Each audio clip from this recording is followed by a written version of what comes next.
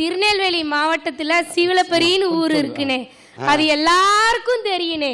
அந்த ஊருக்கு பக்கத்துல மருதூருன்னு ஒரு கிராமம் இருக்குனே, அங்கதானே நான் பிறந்தேன். அண்ணே, அங்க என் பெரியப்பா, சித்தப்பா, மாமா, அண்ணே அப்படின்னு சொல்லி எல்லாரும் மும்பைக்கு பிழைக்கிறதுக்காக, இட்லி வியாபாரம் பார்க்கறதுக்காக இந்த மும்பைக்கு வந்தாங்கண்ணே.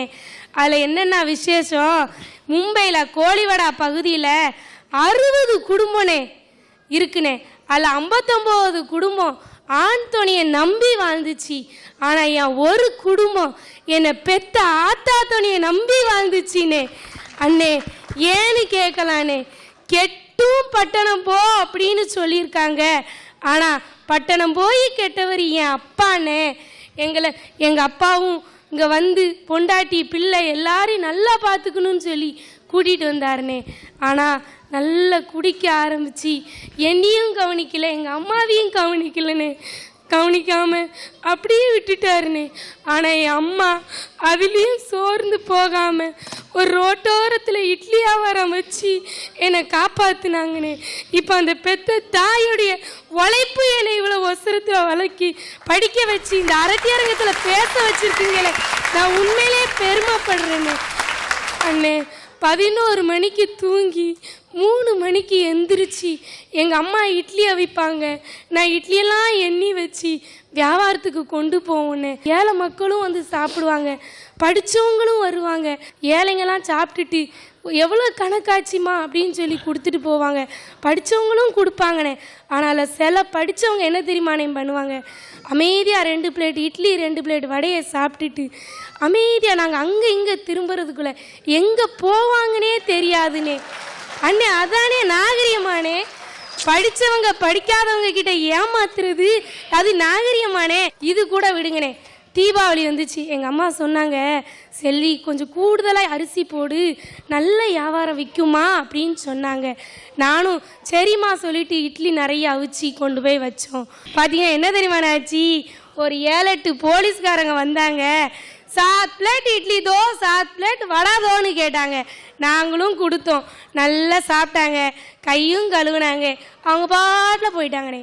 எங்கள் அம்மா கேட்டாங்க, ஐயா சார், நாங்கள் எவ்வளோ கஷ்டப்பட்டு அவிக்கிறோம், கொஞ்சம் பாதி காசாவது கொடுங்கன்னு கேட்கும்போது அவங்க சொன்னாங்க, நீ இந்த இடத்துல வியாபாரம் பார்க்கணுமா இல்லை வேண்டாமான்னு கேட்டாங்க.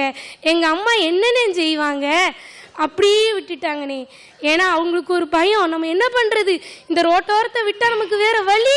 ஏ அப்பா, தமிழ்நாடு தான் இப்படின்னா எல்லா இடமும் இப்படி தான் இருக்கா? கவர்மெண்ட்டில் நல்ல கட்டுப்பாடோட, நல்ல காக்கி சட்டை போட்டு அந்த வெறப்போட எங்கேயும் கையேந்தாத நல்ல காவல்துறை அதிகாரிகள் இருக்கிறாங்க. அவங்க இருக்கக்கூடிய எந்த திசைனாலும் நான் பார்த்து வணங்குறேன், அவங்களுக்கு மரியாதை கொடுக்குறேன். ஆனால் சில போலீஸு தீபாவளி வந்துட்டு அவர் நோட்டை வச்சுட்டு, தீபாவளி தட்டு, அவன் தட்டு வச்சிருக்கான், இவன் நோட்டு வச்சிருக்கான், வித்தியாசமே இல்லை. பிச்சை எடுக்கிறான், அவன் தட்டு வச்சிருக்கான், இவன் நோட்டு வச்சிருக்கான், இதான் வித்தியாசம். ஏன்னா கவர்மெண்ட்ல இவ்வளவு சலுகை கொடுத்து இவ்வளவு சம்பளம் கொடுத்து எல்லாம் வாங்கினதுக்கு பிறகு பொங்கலுக்கு வந்து ஏனான்னு சொல்லிட்டு பொங்கல் ஏனா தீபாவளி ஏனான்னு ஒவ்வொரு கடைக்கடையா தட்டி நீங்க தட்டு இல்லாம பிச்சை எடுக்கிறது கேவலமா இல்லையா? எவ்வளவு மேலதிகாரிகள் திட்டினா கூட இதுக்கு சில பேருக்கு உரைக்கவே இல்லை. அதானே, பிச்சை எடுத்தானா பெருமானு, புடுங்கி தின்னானா அனுமானு.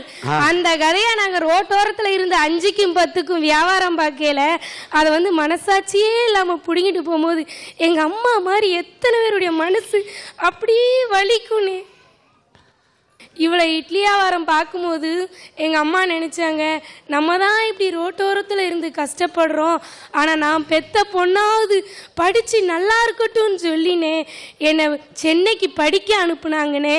எப்படின்னு கேட்கலாம், எங்களுக்கு இட்லி வருமானம் அவ்வளவு இல்லை, ஆனாலும் சென்னையில் ஒரு இலவசமாக சொல்லி கொடுக்குற ட்ரஸ்ட்டில் கொண்டு போய் என்னை விட்டாங்கண்ணே. நானும் அங்கே படிக்க போனேன். அங்கே என்ன தெரியுமானே நடந்துச்சு, நான் போன உடனே நிறைய அங்கே 300 பிள்ளைங்க என் கூட வளர்ந்த பிள்ளைல ஹாஸ்டலில் நான் போன அன்னைக்கே இருந்துச்சு, ஏ பட்டிக்காடு வாரா, ஏ பட்டிக்காடு போகிறவர் அப்படின்னு சொன்னாங்கண்ணே. ஆனால் பட்டிக்காடுனா என்னென்ன அர்த்தம், பண்பை சொல்லி கொடுக்குற ஊர். அதை பண்பே இல்லாத படித்தவங்க எத்தனை பேர் பட்டிக்காடு வாரா பட்டிக்காடு போகிறான்னு சொல்கிறாங்கண்ணே. ஆனாலும் அவ்வளோ கிண்டல் கேலியும் தாங்கிக்கிட்டு நான் 1 நிமிஷம் கண்ணை மூடி, நான் எங்கள் அம்மா அங்கே ரோட்டில் இருந்து இட்லியும் வடையும் சுட்டு வடை போடும் போது பார்த்தேன்னா கடன் வடை போடல அந்த எண்ணெய் தெரிச்சு என் அம்மா கை அவ்வளோ அழகாக இருக்குண்ணே. ஆனால் அந்த வடை எண்ணெய் தெரிச்சு அவ்வளோ புண்ணாக ஆகி போச்சுண்ணே. அதை ஒரு நிமிஷம் நான் என் கண்ணுக்கு முன்னாடி கொண்டு வருவேன். நான் தான் என் அம்மா. விளாத நான் நினைப்பேன், எனக்கு அம்மா இருந்தும் அப்பா இருந்தும் என் அம்மா பக்கத்துலேயும் அப்பா பக்கத்துலேயும் இருக்க முடியலையே.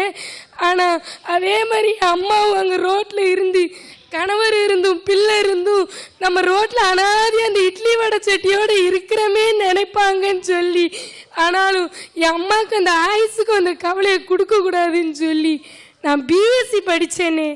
அந்த பெருமை என் அம்மாவுக்கு தான் என் கண்டிப்பாக.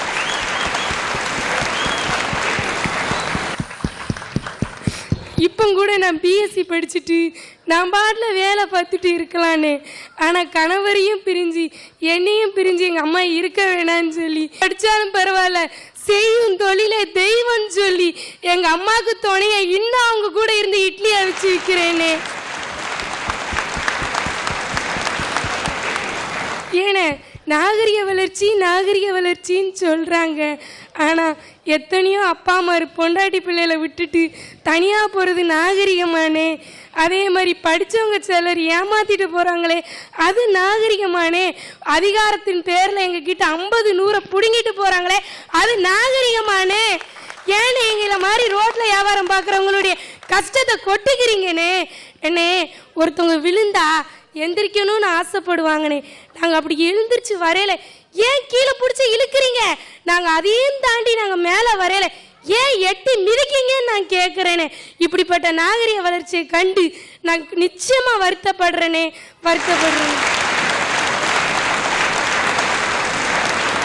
உன்னுடைய தாய்ப்பட்ட கஷ்டம் அதுதான் நீ வாங்கிய பட்டம் என்று சொன்னபோது உண்மையிலேயே உள்ளம் நெகிழ்ந்தேன். அதனால் உங்களுடைய தாயாரை மேடை கிடைக்கின்றேன்.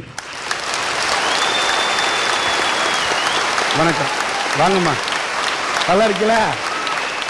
இதை போன்று எத்தனையோ இன்னைக்கு சாலை ஓரத்தில் பெண்கள் தன்னுடைய கணவனை இழந்தால் கூட எந்த துணை இல்லாட்டா கூட தன் பிள்ளைங்களை வளர்க்கணும்னு ரோட்டு ஓரத்தில் சாலை ஓரத்தில் கடனடைத்து தன் பிள்ளைகளை வாழ வைப்பதற்காக அந்த இட்லி வேகிறதோ இல்லையோ அந்த நெருப்பிலை வெந்து கொண்டிருக்கக்கூடிய எத்தனையோ தாய்மார்களின் கண்ணீரை துடைப்பதற்கு அடையாளமாகத்தான் இந்த பெண்ணுக்கு இந்த பொன்னாடையை நீங்கள்.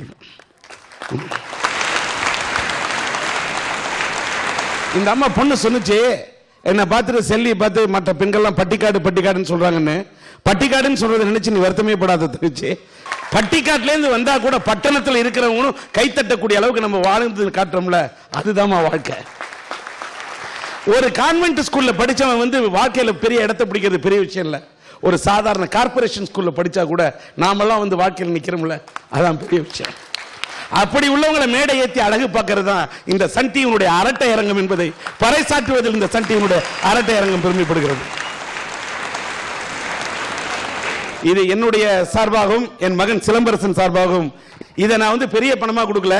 இந்த பணம் உங்களுக்கு சேர்ந்த இந்த ராசியில ஒரு சாலையோரமா இல்லாம நீங்க ஒரு கடை வைத்து வாழ வேண்டும் என்று இதை பணமாக கொடுக்காமல் என்னுடைய மனமாக தருகிறேன். அண்ணன் முத்தவர்கள் இவர்களுக்கு 10,000 ரூபாய், நம்ம அண்ணன் முத்து 10,000 ரூபாய் கொடுக்கிறார். மிக்க மகிழ்ச்சி. ஜெயலட்சுமி சபேஷன் சார்பில் 10,000 ரூபாய் கொடுக்கிறார்கள். ரொம்ப நன்றிண்ணே. நன்றிமா.